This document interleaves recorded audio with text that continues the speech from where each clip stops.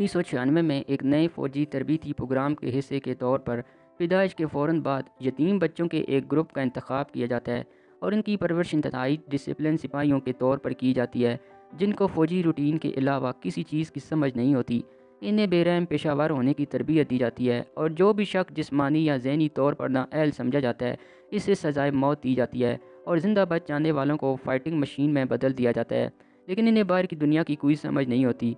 सन 2036 में इन्हीं सोल्जर में टोड एक सख्त तजर्बाकार सिपाही है, जो कि 1996 के पास होने वाले बेहतरीन सिपाहियों में से एक था।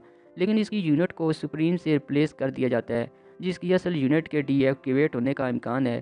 कर्नल मैकम ओरिजिनल प्रोजेक्ट के लीडर जनरली तौर पर इंजीनियर सिपाहियों के एक नए ग्रुप को मुतारफ़ करवाता है, जिसे मजबूत जिस्मानी और मुकम्मल जारियत के अलावा जज्बात की मुकम्मल कमी के साथ डिज़ाइन किया गया है।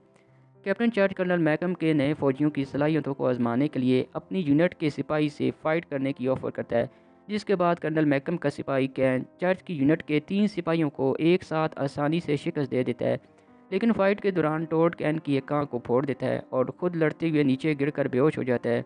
जिसके बाद कर्नल मैकम को लगा था कि टोड भी मर चुका है, तो वो सब की लाशों को आर्कडी नामी एक प्लैनेट पर फेंकवा देता है।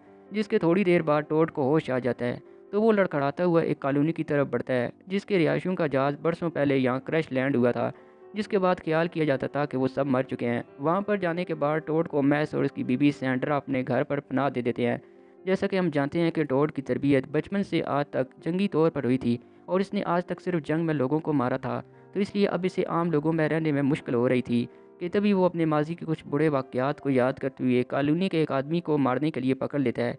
इसके बाद टोड मैस और सैंड्रा के बेटे को एक सांप मारने का कहता है, जिसको देखकर मैस और सैंड्रा को बुरा लगता है।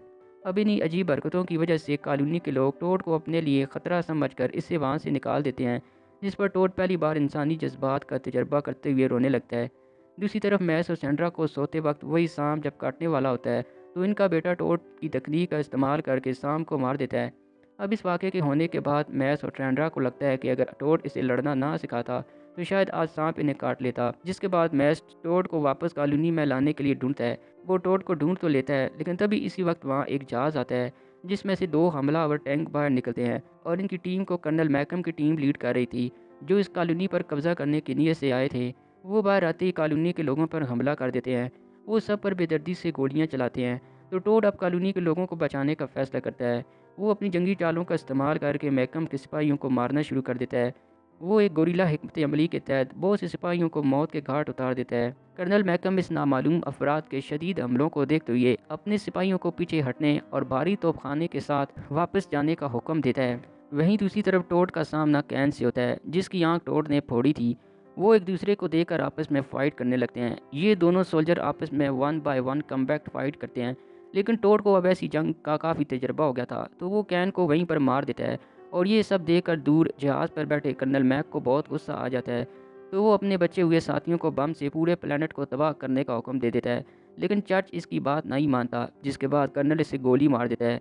लेकिन तभी इसी दौरान टोड कर्नल मैक के जहाज़ पर आकर इसे पकड़ लेता है और इसे इस जहाज़ से नीचे इस प्लेनेट पर फेंक कर कॉलोनी के सभी लोगों को लेकर वहाँ से चला जाता है।